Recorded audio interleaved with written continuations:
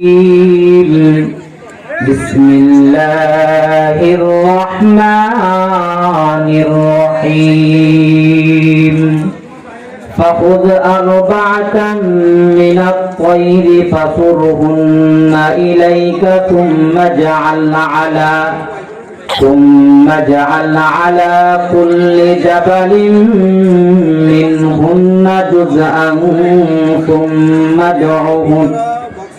ثم ادعهن يأتينك سعيا وقال النبي صلى الله عليه وسلم إنكم محشورون يوم القيامة حفاة عراة غرلا وقال النبي صلى الله عليه وسلم بلغ العلا بكماله كشف الدجى بجماله حسنت جميع خصاله صلوا عليه وآله আলহামদুলিল্লাহ আল্লাহ পাকের দরবারে অসংখ্য লাখ কোটি শুকরিয়া আদায় করছি যে মহান আল্লাহ পাক রব্বুল আলামিন স্বল্প দশাল কাসপাড়া জামে মসজিদের উদ্যোগে এক বিশাল ওয়াজ ও দোয়ার মাহফিলের আয়োজন করা হয়েছে। আল্লাহ পাকের দরবারে অসংখ্য লাখ কোটি শুকরিয়া আদায় করছি যে মহান আল্লাহ পাক রব্বুল আলামিন আপনাকে আমাকে হাজারো মানুষ থেকে বাছাই করে নির্বাচিত করে একটি সুন্দর জান্নাতি বাগানে আমাদেরকে বসার তৌফিক দান করেছেন। সেই জন্য আমরা সকলেই দিল থেকে উজাড় করে মালিকের দরবারে শুকরিয়া আদায় করি আলহামদুলিল্লাহ। সম্মানিত প্রিয় হাজিরিন, আমরা আজকে পৃথিবীতে বেঁচে আছি। আমার এই দুটো চোখ যখনই বন্ধ হয়ে যাবে তখন থেকে আমার পরকালের জিন্দেগি শুরু হয়ে যাবে। কথা বলেন ঠিক না? আমার পরকালের জিন্দেগি শুরু হয়ে যাবে। পরকালকে আরবিতে বলা হয় আখিরাত। আখিরাত বা পরকাল। পরকালকে বিশ্বাস করতে হলে আমার 8টি জিনিসকে বিশ্বাস করতে হবে। 1 নম্বর হলো কবরের আযাবকে বিশ্বাস করতে হবে। 2 নম্বরে বিশ্বাস করতে হবে আল্লাহ পাক রব্বুল আলামিন হযরতে ইসরাফিল আলাইহিস সালাতু ওয়াস সালামকে যখন হুকুম দিবেন, হুকুম দেওয়ার সঙ্গে সঙ্গে এই পৃথিবী ধ্বংস হয়ে যাবে, সিংহায় ফু দেওয়া হবে, এই কথা আমার দিলের ভিতরে বিশ্বাস করতে হবে। 3 নম্বরে বিশ্বাস করতে হবে ফুল সিরাতের ফুল কিয়ামতের ময়দানে আমার হিসাব নিকাশের পর ফুল সিরাতের ফুল আমার পার হতে হবে, এই কথা আমার দিলের ভিতরে বিশ্বাস করতে হবে। জান্নাত জাহান্নামকে বিশ্বাস করতে হবে। হাউজে কাউসারের পানিকে আমার বিশ্বাস করতে হবে। এই 8টি জিনিসকে বিশ্বাস করার নামই হচ্ছে ঈমান। সম্মানিত প্রিয় হাজিরিন, এই পৃথিবী যেদিন থেকে ধ্বংস হয়ে যাবে, যাকে এই হুকুম দেওয়ার জন্য যাকে নিযুক্ত করে রেখেছেন তিনি হলেন হযরতে ইসরাফিল আলাইহিস সালাতু ওয়াস সালাম। কুরআনুল হাকিমের মধ্যে আল্লাহ পাক রব্বুল আলামিন বলেন ওয়া তাকুনুল জিবালু কালইহিনিল মানফুস। হযরতে ইসরাফিল আলাইহিস সালাতু ওয়াস সালাম তাকে যখন হুকুম দেওয়া হবে, হুকুম দেওয়ার সঙ্গে সঙ্গে এই পৃথিবীতে এমন জোরে ওই সিংহায় ফু দেওয়ার সঙ্গে সঙ্গে ওই পৃথিবী যত আসমান জমিন গাছপালা যত তরুলতা রয়েছে সব কিছু ধ্বংস হয়ে মাটির সাথে মিশ্রিত হয়ে যাবে। হযরত ইসরাফিল আলাইহিস সালাতু ওয়াস সালামকে নিযুক্ত করে রেখেছেন এই পৃথিবী থেকে কোনো মানুষ সে পলায়ন করতে পারবে না মৃত্যু থেকে। সিংহা কেমন আকৃতি হতে পারে, সিংহাটা কেমন আকৃতি হতে পারে হাদিস শরীফের মধ্যে সামান্য একটু বর্ণনা এসেছে। সম্মানিত প্রিয় হাজিরিন,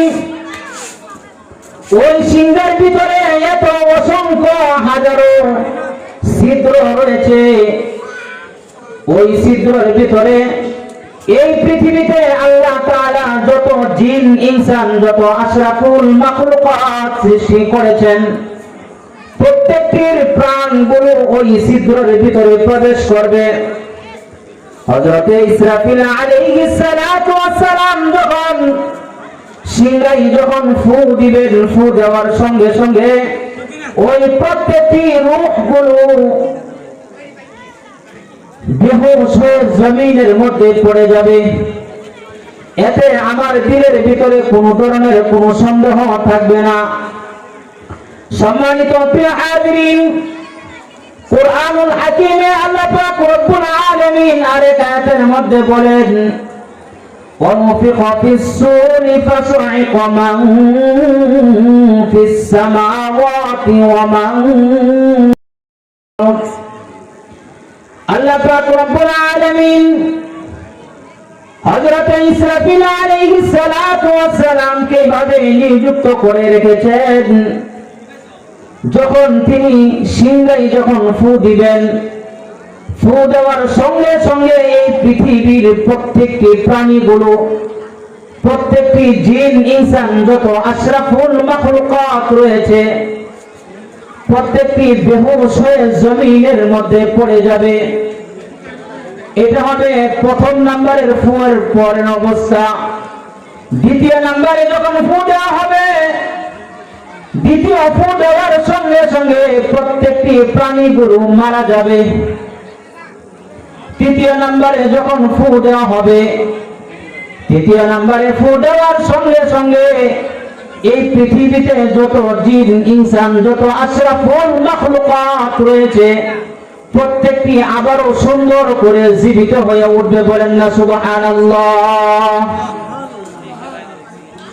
সম্মানিত প্রিয় হাজিরিন, আপনার দিল থেকে একবার একটু প্রশ্ন করেন, ওই সিংহার ফুয়ের আওয়াজটা এত শক্ত হবে, এত বিকট আওয়াজ হবে, কোন মানুষ কখনোই সে কল্পনাও করতে পারবে না।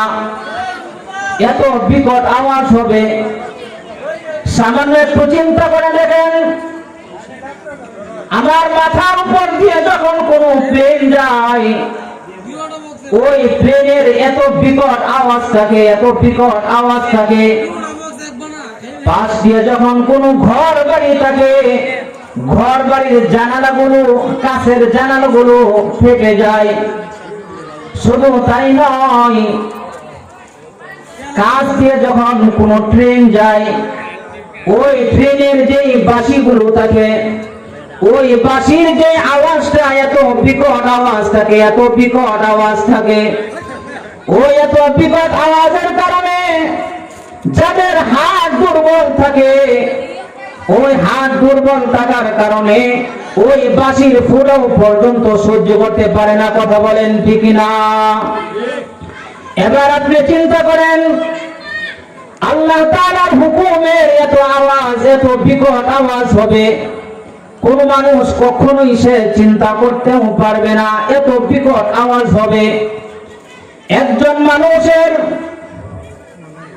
মুখ দিয়ে যখন দুই রকম আওয়াজ বের হতে পারে, তাহলে আল্লাহ তাআলার যে হুকুমের যে আওয়াজ হবে, ওই আওয়াজটা কত ভয়ঙ্কর হবে, কত ভয়ঙ্কর হবে, কোন মানুষ কখনোই সে কল্পনাও করতে পারবে না। সম্মানিত প্রিয় হাজিরিন, সামান্য একটু চিন্তা করে দেখেন, একজন মানুষের মুখ দিয়ে দুই রকম বাতাস বের হয়।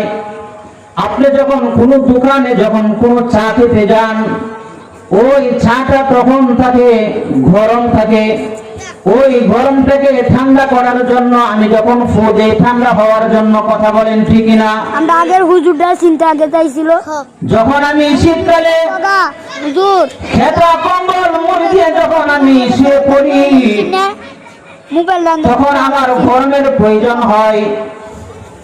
তখন ভিতরে আমার যে শ্বাস নিঃশ্বাসটা আমি যেভাবে টান দেই, ওই টান দেওয়ার সঙ্গে সঙ্গে আমার ভিতরটা গরম হয়ে যায়। কথা বলেন ঠিক না? কিন্তু আল্লাহ পাক রব্বুল আলামিন তার হুকুমে যে আওয়াজটুকু বের হবে, ওই আওয়াজটা কত ভয়ঙ্কর হবে, কত ভয়ঙ্কর হবে। এক ফু দিয়ে মানুষে মাতাল হয়ে জমিনের মধ্যে পড়ে যাবে। দ্বিতীয় নাম্বার ফু দেওয়ার সঙ্গে সঙ্গে প্রত্যেকটি প্রাণীগুলো মারা যাবে।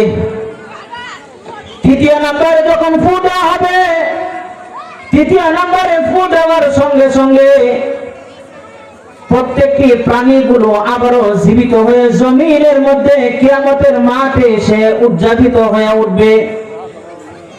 কিন্তু আমাদের মধ্যে যারা বিধর্মী রয়েছে, যারা কাফের, মুশরিক, ইহুদি, নাসারা যারা রয়েছে, তাদের দিলের মধ্যে প্রত্যেকটি মুহূর্তে তাদের দিলের ভিতরে প্রশ্ন জাগে।